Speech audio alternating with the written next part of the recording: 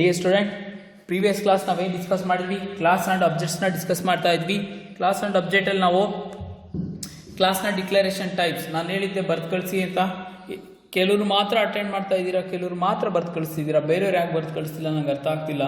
ಒಂದು ಜ್ಞಾಪಕ ಇಟ್ಕೊಳ್ಳಿ, ನಾವು ಇಷ್ಟು ಕೊರೋನಾ ಟೈಮಲ್ಲೂ ನಿಮಗೆ ವಿದ್ಯಾರ್ಥಿಗಳಿಗೆ ಅನುಕೂಲ ಆಗಲಿ ಅನ್ನೋ ಒಂದೇ ಒಂದು ದೃಷ್ಟಿಯಿಂದ ಮಾತ್ರ ನಾವು ನಿಮಗೆ ಕ್ಲಾಸಸ್ನ ಮಾಡ್ತಾ ಇರೋದು, ಬಿಟ್ಟರೆ ಕ್ಲಾಸಸ್ ಮಾಡೋ ಅವಶ್ಯಕತೆನೇ ಇರಲಿಲ್ಲ. ಅದರಿಂದ ದಯವಿಟ್ಟು ಇದನ್ನು ಸದುಪಯೋಗ ಪಡಿಸ್ಕೊಬೇಕು ನೀವು.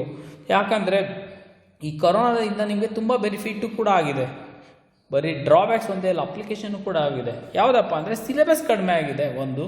ಎರಡನೇದು, ಕಾಲೇಜಿಂದ ಮನೆಗೆ ಬರೋದು, ಮನೆಯಿಂದ ಕಾಲೇಜ್ಗೆ ಹೋಗೋದು ಸುಸ್ತಾಯಿತು, ಬಸ್ ಸಿಗಲಿಲ್ಲ, ತಿಂಡಿ ತಿನ್ನಲಿಲ್ಲ ಅನ್ನೋದು ಹಿಂಸೆನೂ ಇರಲ್ಲ. ನೀಟಾಗಿ ಮನೆಯಲ್ಲೇ ಕೂತ್ಕೊಂಡು ನಿಮ್ಮ ಕಂಫರ್ಟಬಲ್ ಟೈಮಲ್ಲಿ ಇಂಥೇ ಟೈಮಿಂಗ್ಸೇ ನೋಡಿ ಅಂತ ನಾವೇನೇ ಹೇಳಿಲ್ವಲ್ಲ. ನಿಮ್ಗೆ ಯಾವ ಟೈಮಿಂಗ್ಸ್ ಬೇಕೋ ಆ ಟೈಮಿಂಗ್ಸಲ್ಲಿ ವೀಡಿಯೋಸ್ ನೋಡ್ತೀರಾ, ಅರ್ಥ ಮಾಡ್ಕೊತೀರಾ. ಅದೇನಾರು ಅರ್ಥ ಆಗಲಿಲ್ಲ ಅಂದರೂ ಕೂಡ ನಾವು ಏನು ಕ್ವಶನ್ಸ್ ಕೇಳಬೇಡಿ ಅಥವಾ ಏನು ಅಂತ ಹೇಳಿವಲ್ಲ. ವಾರಕ್ಕೊಂದ್ಸಲಿ ಬನ್ನಿ ಕಾಲೇಜಲ್ಲಿ ಟೈಮಿಂಗ್ಸ್ನ ಶೇರ್ ಮಾಡಿ ನಿಮ್ಮ ಸರ್ಗಳ ಜೊತೆ. ಆ ಟೈಮಿಂಗ್ಸಿಗೆ ಬಂದು ಕಾಲೇಜಲ್ಲಿ ಕೂತ್ಕೊಂಡು ನಿಮಗೆ ಏನು ಸಬ್ಜೆಕ್ಟ್ ಅರ್ಥ ಆಗಿಲ್ಲ ಅದು ತಿಳ್ಕೊಂಡು ಹೋಗಿ. ಇಷ್ಟು ಅನುಕೂಲಗಳನ್ನ ನಾವು ಕಾಲೇಜಿಂದ ಕೊಡ್ತಾ ಇದ್ದೀವಿ. ಆದರೆ ನೀವು ವೀಡಿಯೋಸ್ನ ಕಾಟಾಚಾರಕ್ಕೆ 1 ನಿಮಿಷ ನೋಡೋದು, 2 ನಿಮಿಷ ನೋಡೋದು, ಈ ಥರ ಮಾಡಬೇಡಿ. ನೀವು ಸೆಕೆಂಡ್ ಇಯರ್ ಸ್ಟೂಡೆಂಟ್ಸ್ ಆಗಿರೋದ್ರಿಂದ ನಾನು ಪರ್ಟಿಕ್ಯುಲರಾಗಿ ಹೇಳ್ತಾ ಇದ್ದೀನಿ ಆಗಾಗ. ಯಾಕಂದರೆ ನಿಮ್ಮ ಫಸ್ಟ್ ಇಯರ್ಸ್ ಆದರೆ ಎಕ್ಸಾಮ್ಸ್ನ ಮೇ ಬಿ ಮಾಡಿದ್ರೂ ಮಾಡ್ಬೋದು, ಮಾಡ್ದಲ್ಲೇ ಇರ್ಬೋದು, ಅದು ನಮಗೆ ಶೋರ್ ಗೊತ್ತಿಲ್ಲ. ಆದರೆ ಸೆಕೆಂಡ್ ಇಯರಿಗೆ ಮಾತ್ರ ಕಂಪಲ್ಸರಿ ಎಕ್ಸಾಮ್ಸ್ ಇದ್ದೇ ಇರುತ್ತೆ. ನಿಮ್ಗೆ ಆಲ್ರೆಡಿ ಗೊತ್ತಿದೆ, ಕೊರೋನಾ ಟೈಮಲ್ಲಿ ಎಂಥ ಪೀಕ್ ಅಂದರೆ ಜಾಸ್ತಿ ಇದ್ದ ಸಮಯದಲ್ಲೇ ಕೂಡ ಎಕ್ಸಾಮ್ಸ್ ಕಂಡಕ್ಟ್ ಮಾಡಿದ್ದು ಕರ್ನಾಟಕ ಗೌರ್ಮೆಂಟ್. ಇಡೀ ಇಂಡಿಯಾದಲ್ಲಿ ಕೆಲವು ಗೌರ್ಮೆಂಟ್ಸ್ ಕ್ಯಾನ್ಸಲ್ ಮಾಡ್ತು, ಬಟ್ ಕರ್ನಾಟಕದಲ್ಲಿ ಆ ಥರ ಇಲ್ಲ. ಅದರಿಂದ ನೀವು ನೆಗ್ಲೆಕ್ಟ್ ಮಾಡಬೇಡಿ.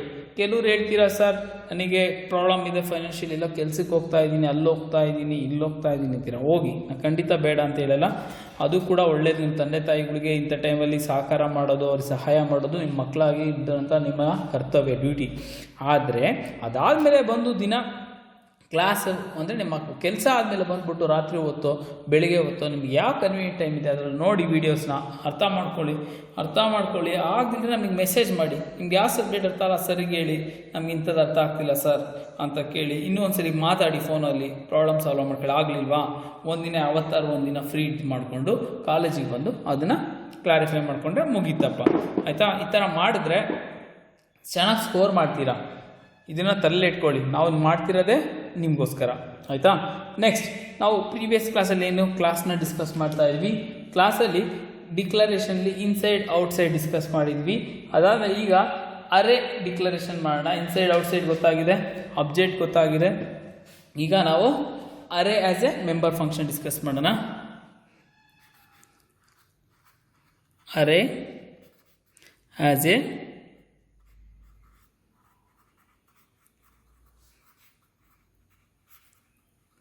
Member function. Array as a member function ಕಾನ್ಸೆಪ್ಟ್ನ ಡಿಸ್ಕಸ್ ಮಾಡ್ತಾ ಇದ್ದೀವಿ. ಈ array as a member functions ಅಂದರೆ ಯಾವ ರೀತಿ ಕ್ಲಾಸಲ್ಲಿ ನಾವು ಅರೇಸ್ನ ಡಿಕ್ಲೇರ್ ಮಾಡ್ತೀವಿ ಅಂತ, ಆಯಿತಾ? ಯಾವ ರೀತಿ ಡಿಕ್ಲೇರ್ ಮಾಡ್ಬೋದು ಅಂದರೆ ನೋಡಿ, ಒಂದು ಎಕ್ಸಾಂಪಲ್. ಫಸ್ಟ್ ಕ್ಲಾಸ್ ನೇಮ್ ತೊಗೊತೀನಿ. ಕ್ಲಾಸ್ ನೇಮು ಮಾರ್ಕ್ಸ್, ಆಯಿತಾ? Open the bracket. ಇಲ್ಲಿ ಡಿಕ್ಲರೇಷನ್ ಮಾಡ್ತೀವಿ, int marks is equal to 5. ಇಲ್ಲಿ ಏನಿದೆ, ಅರೇ ಡಿಕ್ಲರೇಷನ್ ಆಯಿತು. ಜ್ಞಾಪಕ ಇಟ್ಕೊಳ್ಳಿ, ಇಲ್ಲಿ ಏನಾಯಿತು, ಅರೇ ಡಿಕ್ಲರೇಷನ್ ಆಯಿತು. ಏನು ಅರೇ ಡಿಕ್ಲರೇಷನ್ ಹಿಂಗೆ ಮಾಡೋದು? ಅರೇ ಡಿಕ್ಲರೇಷನ್ ನಿಮ್ಗೆ ಗೊತ್ತಿದೆ, ಅವಾಗಲೇ ಸಿಂಗಲ್ ಡೈಮೆನ್ಷನ್ ಅರೇ, 2 ಡೈಮೆನ್ಷನ್ ಅರೇ, 3 ಡೈಮೆನ್ಷನ್ ಅರೇ ಅಂತ, ಆಯಿತಾ? ಇಲ್ಲಿ ನೋಡಿ, ಅರೇ ಯಾವ್ದಿದ್ರಲ್ಲ ಹಂಗಾರೆ ಇದು ಅರೇ, ಆಯಿತಾ? ಅರೇ ಡಿಕ್ಲರೇಷನ್ ಆಯಿತು. ನೆಕ್ಸ್ಟ್ ಏನು ಮಾಡಬೇಕು? Functions.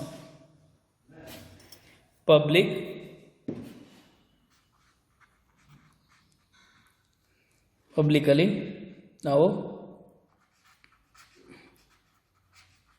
Get data, put data, class close. This is called array declaration. ಇಷ್ಟು ಎಕ್ಸಾಂಪಲ್ ಬರೀಬೇಕು. ಅರೇ ಆ್ಯಸ್ ಎ ಮೆಂಬರ್ ಫಂಕ್ಷನ್ ಯಾವ ರೀತಿ ಡಿಕ್ಲೇರ್ ಮಾಡ್ತೀವಿ ಅಂದರೆ ಈ ರೀತಿ. ನಮಗೆ ಕ್ಲಾಸ್ ಸಿಂಟ್ಯಾಕ್ಸ್ ಗೊತ್ತಿದೆ ಆಲ್ರೆಡಿ. ಇಲ್ಲೇನು ಡಿಕ್ಲೇರ್ ಮಾಡ್ತೀವಿ ಇದೆಲ್ಲವೂ ಕೂಡ ಏನಾಗಿರುತ್ತೆ, ಮೆಂಬರ್ ಫಂಕ್ಷನ್ ಆಗಿರುತ್ತೆ. ಓಕೆನಾ? ಕ್ಲಾಸ್ನ ಸಿಂಟ್ಯಾಕ್ಸ್ ಹೆಂಗಿರುತ್ತೆ ಹೇಳಿ. First class name open the bracket, members, ಅದಾದಮೇಲೆ ಮೆಂಬರ್ ಫಂಕ್ಷನ್. ಮೆಂಬರ್ಸ್ ಅಂದರೆ ಏನು? ಮೆಂಬರ್ಸ್ ಅಂದರೆ ವೇರಿಯೇಬಲ್ ಡಿಕ್ಲರೇಷನ್ನು. ಮೆಂಬರ್ ಫಂಕ್ಷನ್ ಅಂದರೆ ಫಂಕ್ಷನ್ ಡಿಕ್ಲರೇಷನು. ಇದರಲ್ಲಿ ಯಾವುದು ವೇರಿಯೇಬಲ್ ಡಿಕ್ಲರೇಷನ್ ಹಂಗಾರೆ ಇದು. ಮೆಂಬರ್ ಫಂಕ್ಷನ್ ಡಿಕ್ಲರೇಷನ್ ಯಾವುದು?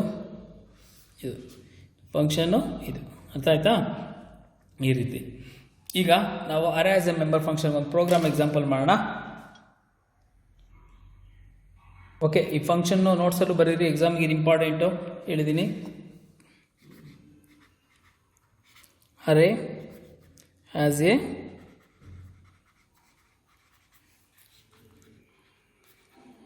Member function. ಓಕೆ,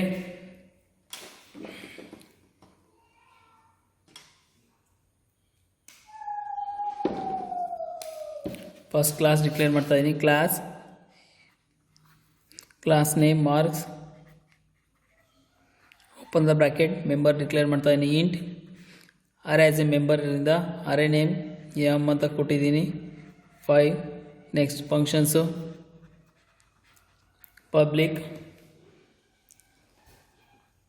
ಪಬ್ಲಿಕಲ್ಲಿ ನಾನು ಡೈರೆಕ್ಟ್ ಗೆಟ್ ಡೇಟಾ ಫಂಕ್ಷನ್ ತೊಗೊತಾ ಇದ್ದೀನಿ. ಸಿ ಔಟ್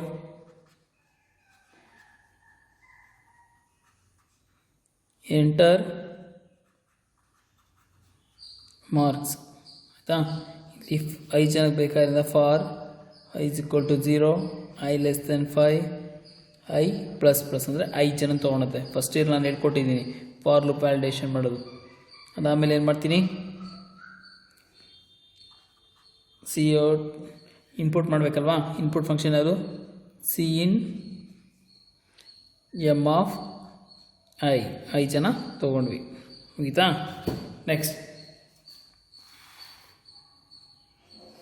ನೆಕ್ಸ್ಟು ಇಲ್ಲಿ ಇನ್ಪುಟ್ ಫಂಕ್ಷನ್ ಆಯಿತು. ಇವಾಗ ಔಟ್ಪುಟ್ ತೊಗೊತೀನಿ. ಗೆಟ್ ಡೇಟಾ ಅಂತ ತೊಗೊಂಡಿದ್ದೀನಿ ಹೆಸರು, ಇದಕ್ಕೆ ಪುಟ್ ಡೇಟಾ ಅಂತ ತೊಗೊತೀನಿ. ಪುಟ್ ಡೇಟಾ ಇಲ್ಲಿ ಸಿ ಔಟ್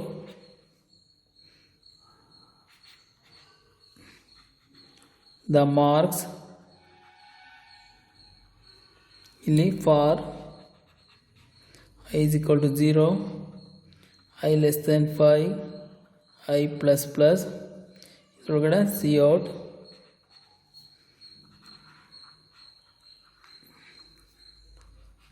ಮುಗೀತಾ? ಇಲ್ಲಿ ಕ್ಲಾಸ್ನ ಮುಗಿಸ್ತಾ ಇದ್ದೀನಿ.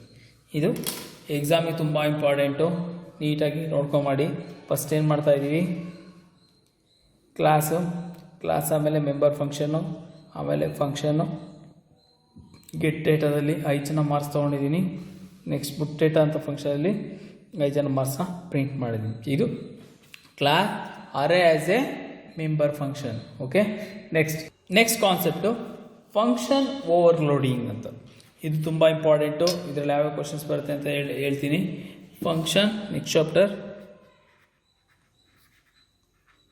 ಫಂಕ್ಷನ್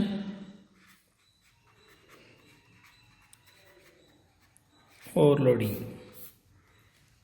ಫಂಕ್ಷನ್ ಓವರ್ಲೋಡಿಂಗ್ ಅಂದರೆ ಏನಾಗುತ್ತೆ, ಫಂಕ್ಷನ್ನ ಓವರ್ ಮಾಡೋದು ಅಂದರೆ ಒಂದು ಫಂಕ್ಷನ್ ಹೆಸರಲ್ಲಿ ಇರೋದಲ್ಲ ಅದನ್ನು ಒಂದಕ್ಕಿಂತ ಹೆಚ್ಚಿಗೆ ರೀತಿ ನಾವು ಬಳಸೋದನ್ನ ಫಂಕ್ಷನ್ ಓವರ್ಲೋಡಿಂಗ್ ಅಂತ ಕರಿತೀವಿ. ಆಯಿತಾ? ಅದನ್ನು ನಾವು ಆಲ್ರೆಡಿ ನಿಮ್ಗೆ ಎಕ್ಸ್ಪ್ಲೈನ್ ಮಾಡಿದ್ದೀನಿ. ಟೆಕ್ಸ್ಟ್ ಬುಕ್ ರಿವ್ಯೂ ನಾವು ಮಾಡೋಣ. ಇವಾಗ ಡೆಫಿನಿಷನ್ಸ್ನ ಏನು ಡೆಫಿನಿಷನ್, ಫಸ್ಟ್ ಒನ್ ನೋಡಿ, ನೀಟಾಗಿ ನೋಡ್ಕೊಳ್ಳಿ ನಿಧಾನಕ್ಕೆ. ಫಂಕ್ಷನ್ ಕಾಣ್ತಿದೆ. Function overloading means 2 or more function having the same name.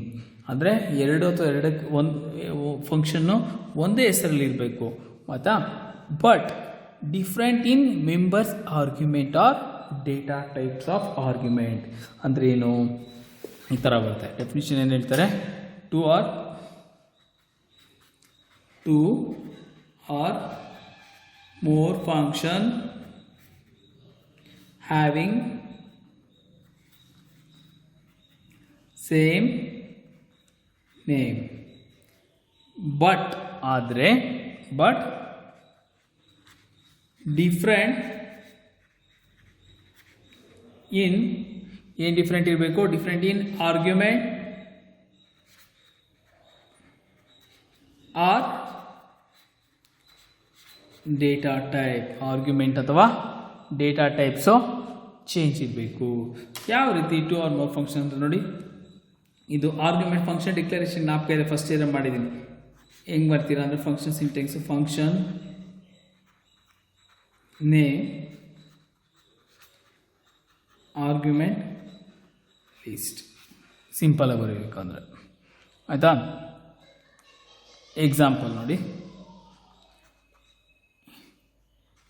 Add function name add ಅಂತ ಕೊಟ್ಟಿದ್ದೀನಿ ಆರ್ಗ್ಯುಮೆಂಟಲ್ಲಿ ಇಂಟ್ ಎ ಇಂಟ್ ಪಿ ಮುಗೀತು ಎಕ್ಸಾಂಪಲ್ ಇಷ್ಟೇ ಡೆಫಿನೇಷನ್ ಫಂಕ್ಷನ್ ಓವರ್ಲೋಡಿಂಗ್ ಅಂದರೆ ಏನು two or more function having the same name but different in argument or data type syntax function name argument list ಆಯಿತಾ next what is the use ಅಥವಾ what is the need of function overloading function ಓವರ್ಲೋಡಿಂಗ್ನ ಅವಶ್ಯಕತೆ ಏನು need ಏನು ಅಂತ discuss ಮಾಡೋಣ next concept need of function overloading need of function overloading function ಓವರ್ಲೋಡಿಂಗ್ನ need first one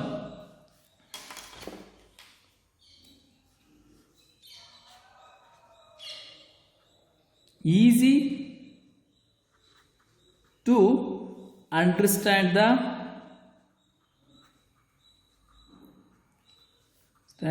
flow of information.